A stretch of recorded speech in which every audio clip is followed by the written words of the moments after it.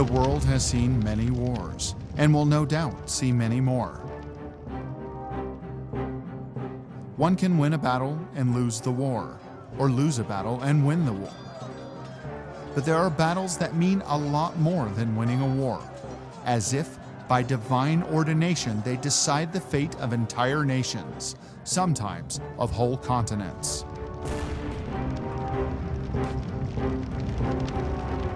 After such battles, nations and continents can never be the same again.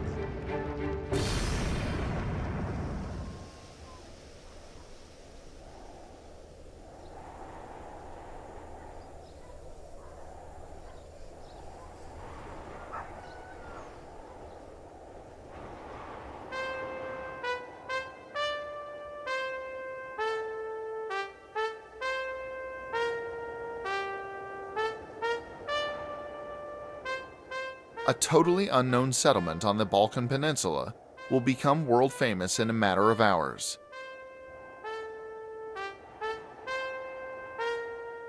The reason for its fame is the battle known as Captains Beating Generals.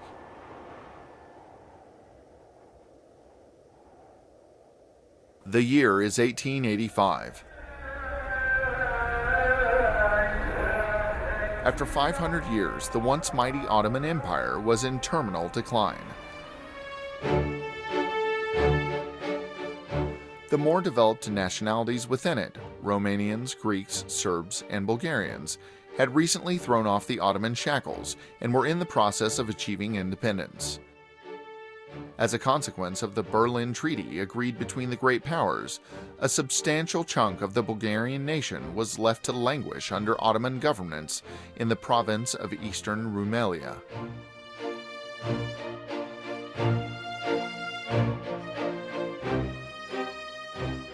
A new parceling of Europe was underway. The great powers were locked in a merciless struggle to establish spheres of influence and to advance the cause of their favorites. Intrigues and open threats barely skirted the possibility of a new war. Russia won the battle over Bulgaria. The newly liberated principality selected St. Petersburg's favorite, Prince Alexander von Battenberg, as its first ruler. Bulgarian statehood was in its infancy, and the 22-year-old German nobleman was caught in a spiderweb of local and international politics.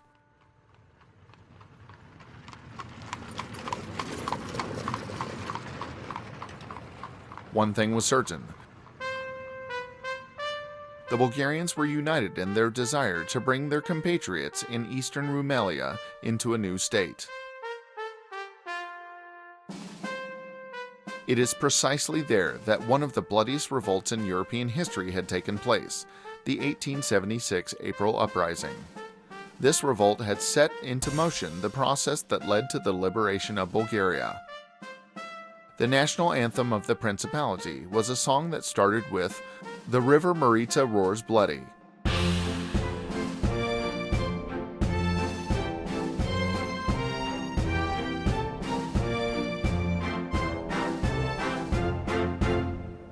The great powers, more or less favorably inclined towards Bulgarian independence only a few years earlier, were all against unification.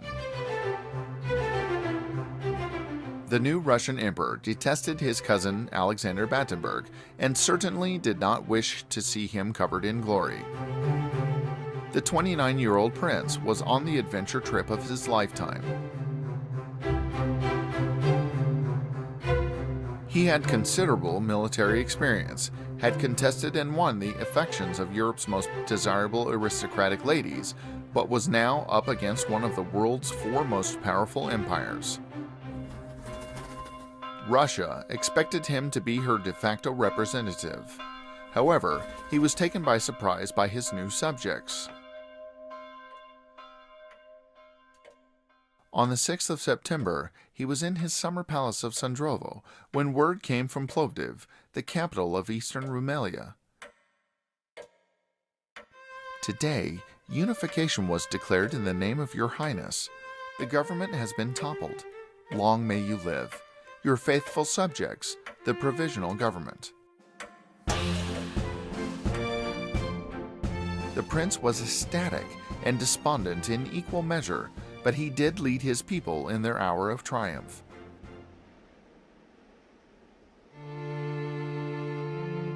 The National Assembly met for an extraordinary session opened by the Prime Minister Petko Karavelov. MPs unanimously adopted a massive military budget, far greater than a country the size of Bulgaria could afford. The regular 1886 budget was also adopted, just in case. Many were of two minds about the initiative, as they were fully aware that it meant open conflict with Russia.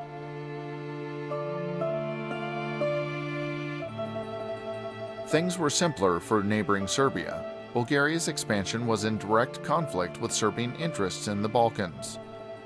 Belgrade was secretly supported by the Austro-Hungarians. War seemed unavoidable. But the great powers were not in the mood for an all-out conflict just yet. Instead, Russia and Austria-Hungary used Serbia as their Rottweiler. An international conference was called in Istanbul that tried to settle relations between Bulgaria and the Ottoman Empire. It was at this point that the Serbian King Milan started making trouble. He was looking a casus belli at all costs.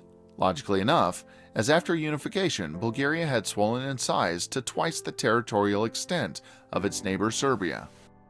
Serbs had achieved their independence 60 years earlier. Unlike Bulgarians, they had far greater experience of managing statehood. Their army was superior in quality and more numerous in terms of personnel.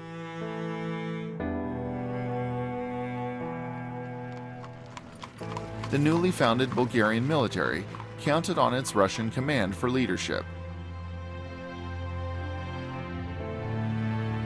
However, the Russian officer corps was recalled by Emperor Alexander III, who was furious with his cousin Battenberg.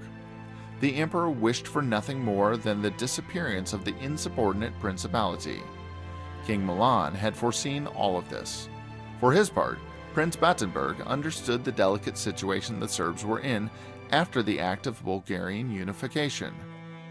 He wrote Milan one of the most moving letters ever to be exchanged between royals on the eve of war. Events in Rumelia took me by surprise as much as they did Europe, but I was faced with a fait accompli and could not have done otherwise.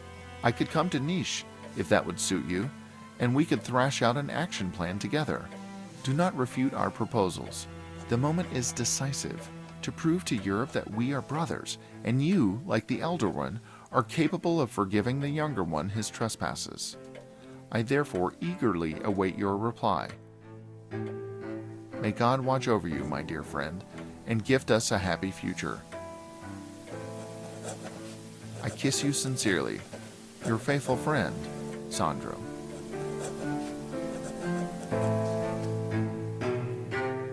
King Milan ordered a few armed sorties across the border. He wanted the Bulgarians to declare war first, so that he would have world public opinion on his side. The two countries exchanged accusations of aggression. The Bulgarian foreign minister wired the Serbian premier. The reply was curt.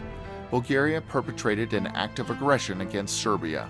War is inevitable. The two neighboring countries faced a number of moral and legal paradoxes. Their inhabitants spoke similar languages, shared the same religion, and had much history in common. They had fought side by side against the Ottomans.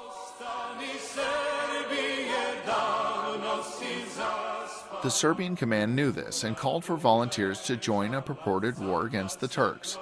They said Bulgarians and Serbs would be fighting together.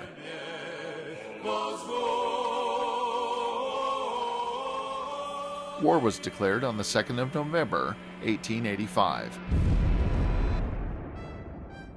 10 hours after the invading troops had crossed into Bulgarian territory.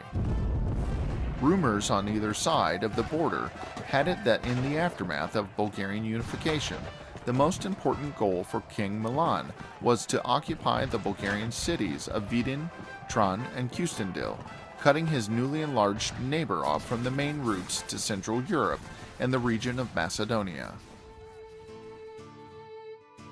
In response, the Bulgarians volunteered in droves. Bulgarian students dropped out of universities all over Central Europe and rushed back home. Traveling along the Danube, they sang the recently penned Proud Old Mountain, whose author was one of their own, 22-year-old Tsvetan Radoslavov. 80 years later, it would become the national anthem of Bulgaria.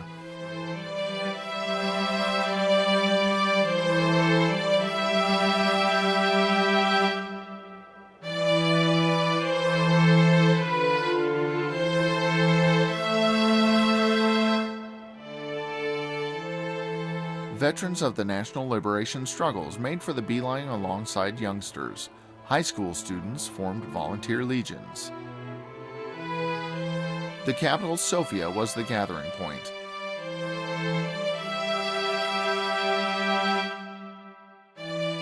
The commander-in-chief, Prince Battenberg, ordered the army to Slivnitsa, but there was a glitch.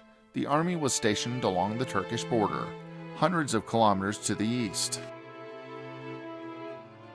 5 old trains transported the soldiers as far as Belovo, 100-odd kilometers from the front. The distance was covered on foot in record time.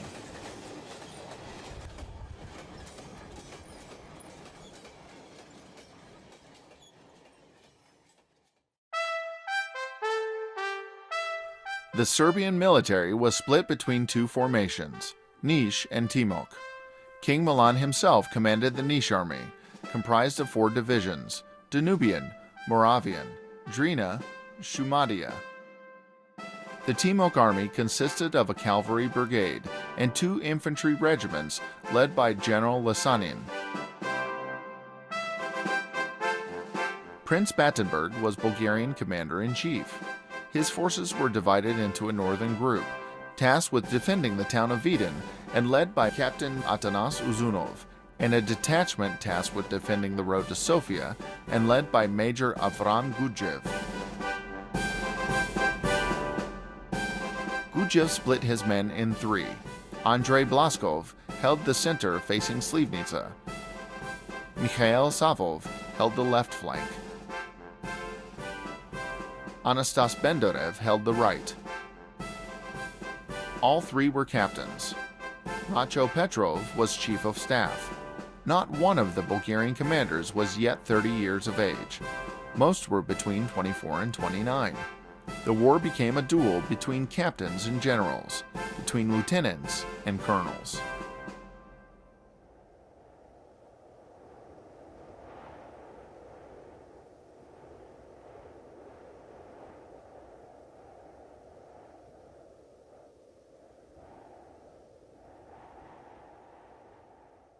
November the 2nd. The Niš group of the Serbian army advanced towards Slivnitsa. The Bulgarian forces at Caribrod engaged the Danubian division. The opponents were of extremely unequal strength, 7-1 in favor of the Serbs. The Bulgarians held their own until 5 in the afternoon and then withdrew. The Serbs, who had been close to encircling them, remained in place to spend the night in Caribrod. November the 3rd. At 10 in the morning, Prince Battenberg traveled from Plovdiv to Sofia together with Prime Minister Karavelov. The Crown Council met at the palace.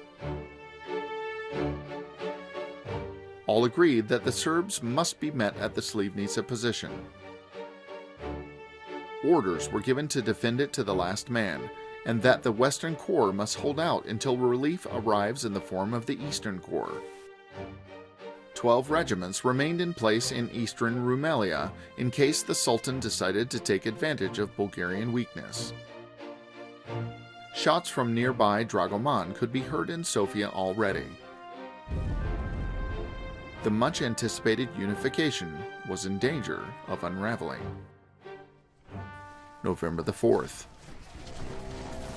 The defenders of the Dragoman ravine retreated. The Danubian division entered Dragoman, took Kradnovo Peak, and assumed battle order against the Slivnitsa position.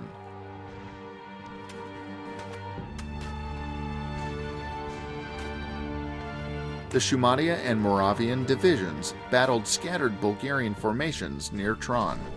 The Bulgarians pulled out and the Moravians entered the town. However, the Serbian army did not manage to mass in its entirety at Slivnitsa.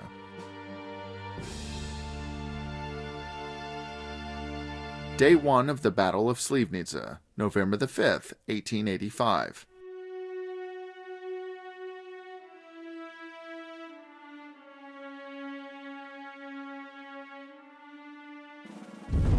The battle was a huge and fateful event. Slivnitsa is close to the border.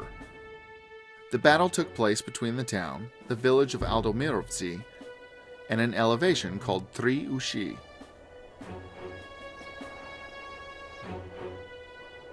Once the armies were in place, even a minor positioning misstep would have been fatal.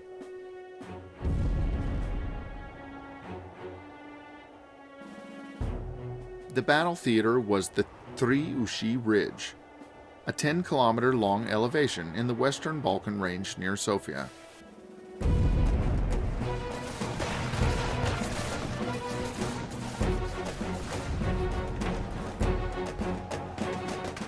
The ridge boasts 3 peaks, Mekatsarev, Dramski Vrh, and Chavchikamek. It was here that the drama of this first Bulgarian war after independence took place. 3 Ushi, 3 years, 3 acts, 3 days, and 3 nights. Both sides relied on blitzkrieg tactics. The term was not yet in use, but the actual tactics were. The Serbs chose to attack swiftly, the Bulgarians to defend and counterattack with lightning speed. The Serbs enjoyed numerical superiority, 25,000 troops versus 12,000 Bulgarians, and 72 artillery pieces versus 40 for the Bulgarian cannon. However, the Bulgarians enjoyed a strong tactical advantage. The open defensive line was easy to hold. A month earlier, the prince had propitiously ordered it to be reinforced. Ice-cold wind blew over the terrain and pelted everyone with sleet.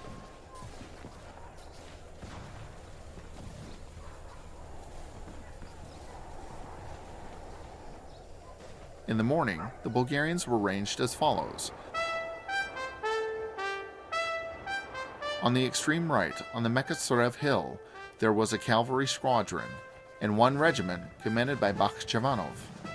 He had managed to stop the advance of a Serbian cavalry brigade at the Tri Ushi Ridge, took the Golyamo Malovo village, and retained his position.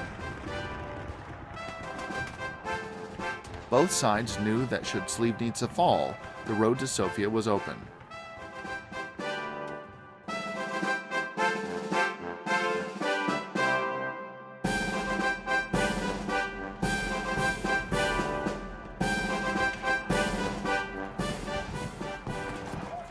The Bulgarian artillery was mainly made by the German manufacturer Krupp and the British Whitworth. Their rifles were Russian-modified US-made Berdana and the Czech-made Krunka. They also had a number of Gatling machine guns. The Serbs had better rifles. They had just acquired modified versions of the very modern German Mauser system that were accurate to a distance of 2 kilometers, and also some of the best carbines of the era, the Peabody Martini.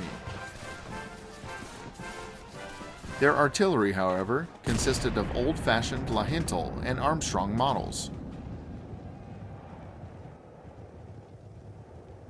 Both armies suffered from similar logistical problems. The armaments of the Bulgarian army could not be transported to the battlefield fast enough, while the Serbs had moved so quickly that they were short on munitions. It was clear any prolongation of hostilities would lead to greater casualties.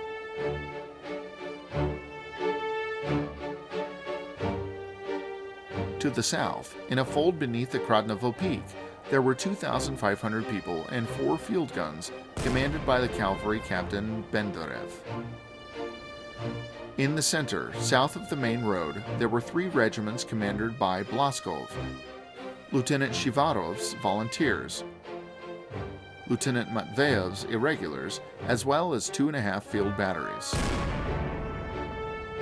On the left, there was the 7th Regiment, commanded by Mikhail Savov. 1 unit with 2 guns was stationed north of the village of Aldomirovci. 1 regiment with 2 guns was stationed at the Preslav redoubt. The regimental flag lunette out in front. Another regiment with 4 guns manned the Razgrad redoubt next to the village of Bratushkovo, and yet another one set behind the center of the flank in reserve. All in all, there were 11 regiments of regulars, 4 field and 2 mountain batteries, a unit of reservists, and the Breznik and Tsaribrod irregular regiments.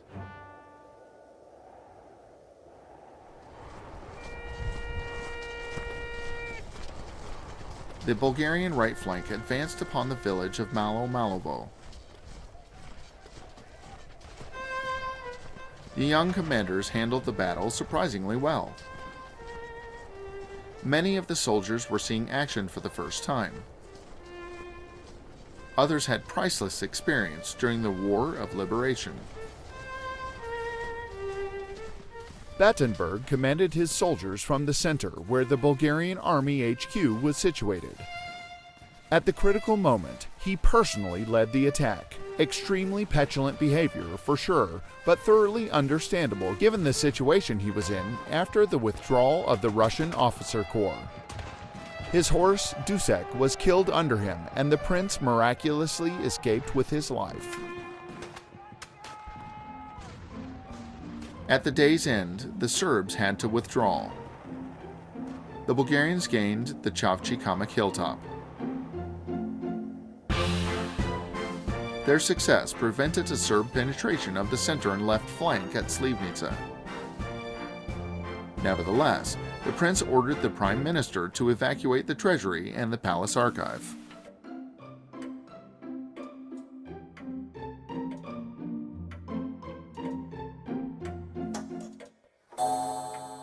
November the 6th, Day 2.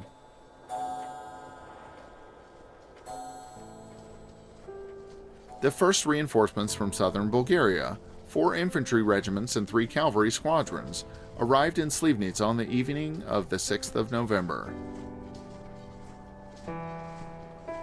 The cavalry units took 2 days to cover the 135-kilometer distance from the town of Septemvri, and the infantry, 3. Only Napoleon's armies are known to have moved as quickly in the history of modern warfare, hence the monk here the Battle of Fleet Feet. But their brothers on the Slivnitsa position were as yet unaware of this. Fire exchange went on until late in the night. Fighting spread along the entire Slivnitsa front on November the 6th. The newly arrived reinforcements were arranged along the entire line. Fighting broke out at the right flank. The Mekasrev hilltop had been abandoned early in the morning, and Captain Benderev was ordered to rectify that mistake. He spearheaded a new attack, but the Serbs withdrew before it even began. The hilltop, so important in the defense of the right flank, was taken without a single shot ever being fired. The center successfully repulsed an attack by the Danube Division. The 4th Infantry Plevin Regiment took the credit for this.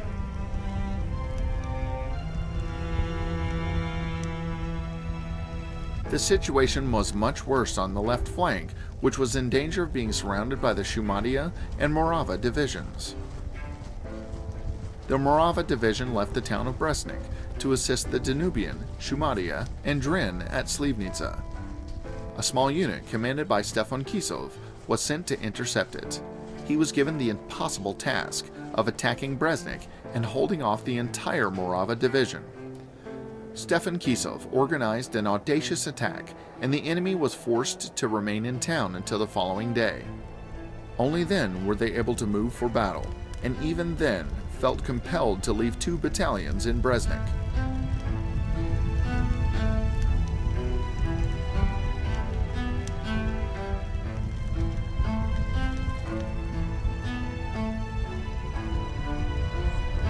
Events took on a good turn on the extreme right of the Bulgarian position. Early in the morning, Major Kosta Panitsa's detachment attacked the Serbs near the villages of Tudin and Komštica and freed them. The audacity of the Bulgarians caused the enemy to panic. The Serb HQ feared a possible encirclement from the north and strengthened the left flank of the Nishava division. As a result, the Bulgarians strengthened their positions. New detachments of the Eastern Corps arrived at Slivnitsa, and still the Serbs held the numerical advantage. In order to ensure the capital was impregnable, the Bulgarian HQ formed 2 new detachments tasked with securing the road from Breznik to Sofia. The Prime Minister sent a letter to the Prince with the worrying news that the pro-Russian faction, headed by Dragan Tsankov, was contemplating a coup d'etat. Early on November the 7th, Prince Alexander left for Sofia. He had done all he could to instruct his captains. Now, he had to secure the rear.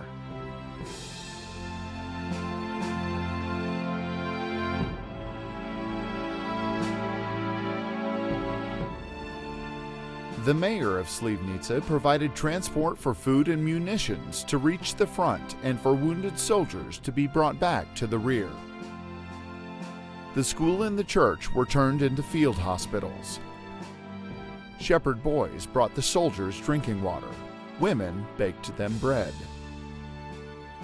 All locals capable of bearing arms joined the fighting, and the first volunteers fell on the battlefield.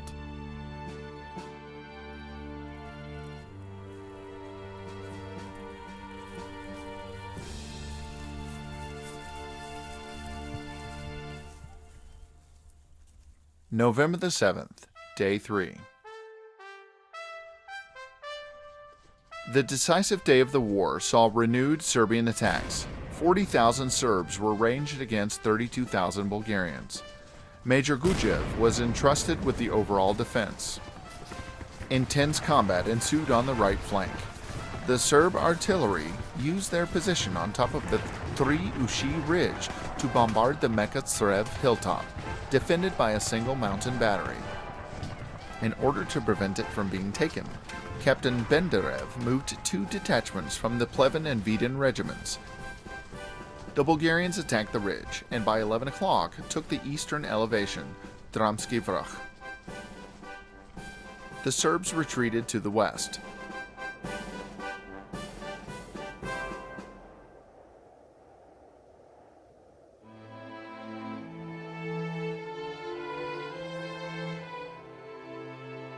Both sides suffered serious casualties.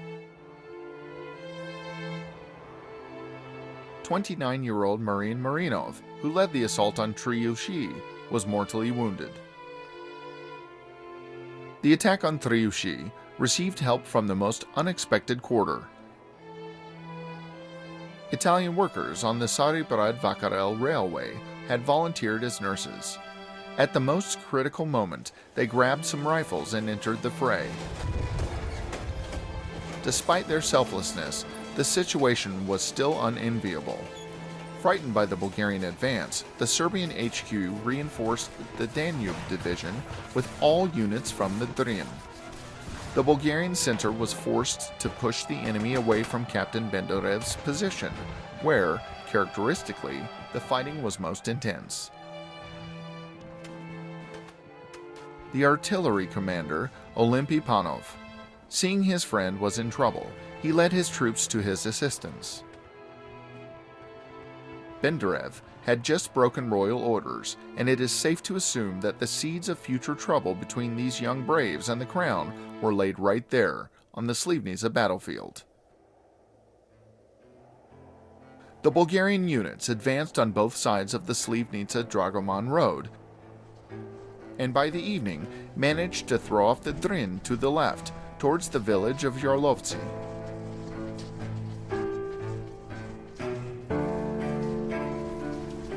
The Battle of Triushi raged on the right. Finally, the Danube division could no longer withstand the push and fell back towards the Dragoman Pass. Triushi fell to the Bulgarians.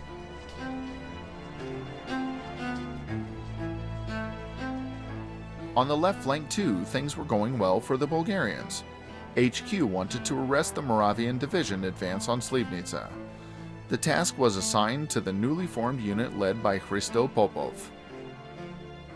And upon encountering the Serbs at Gurguljat, gave them a battle despite the usual numerical superiority of the enemy. Not only did they stop the Serbs, but they soundly defeated them. Side by side with the troops fought peasants from the village of Gurguljat.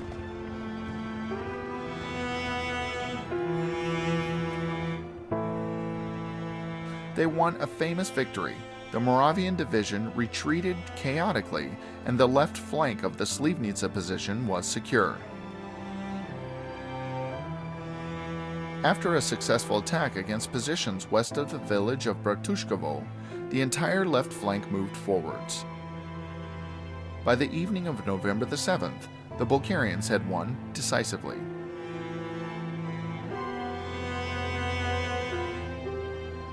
The Bulgarians were now in all-out advance.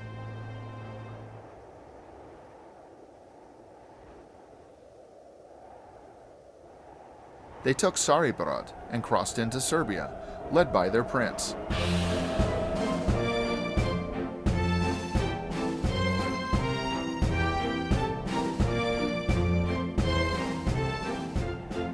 Then they took the town of Pirot and followed the panicked, retreating Serbs towards the strategically important city of Niš.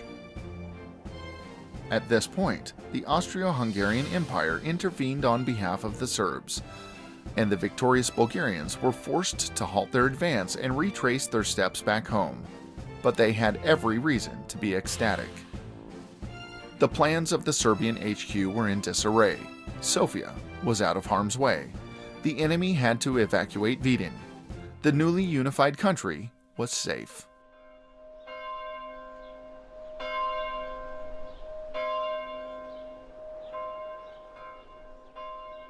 Thanks to the quick and decisive victory of the Bulgarians, both sides suffered relatively minor casualties. Bulgaria lost 771 men and 4,232 wounded, whereas the Serbs lost 750 men and had 4,570 wounded. The captains beat the generals for the first and last time. They would not be allowed to achieve more.